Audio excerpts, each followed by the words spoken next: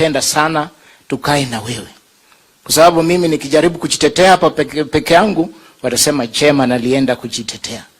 Tungependa tupate nafasi na wewe, tukuje tuongee na wewe, na unapokuja hapa sisi tungependa wote tukukaribishe, lakini hapo airport kidogo security, hao wajumbe wanasema wao wako 13 peke yake, wa 12 na mama county. Hatutaki kuja airport, tunaanza kusukuma. Tunataka sisi, tunakupenda, that's why we are here every time. Na wananchi wetu watukufu, as from next week tunarudi bunge. We have to balance, because we have to develop our country.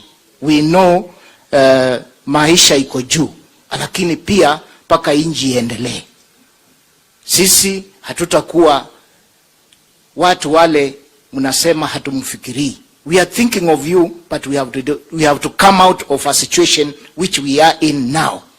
We know the president is in a difficult corner.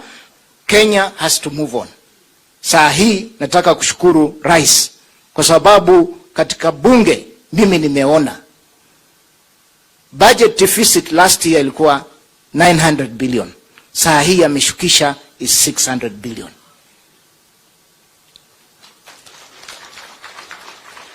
Na rais, sisi tutakusupport where we can. Na unapoita watoto wako, kumbuka pia sisi tuko. Kwa sababu unapowaita sisi hatujui wakinataka la wameambiwa nini. You will sometimes blame us, yet we don't know what you talked to them. We need to be, pia unakumbuka sisi tuko, unatuongelesha, tunajua mambo vile naendelea. Otherwise, welcome and welcome to Ikolomani again. Nataka kuchukua nafasi hii nimkaribishe governor wetu wa Kakamega.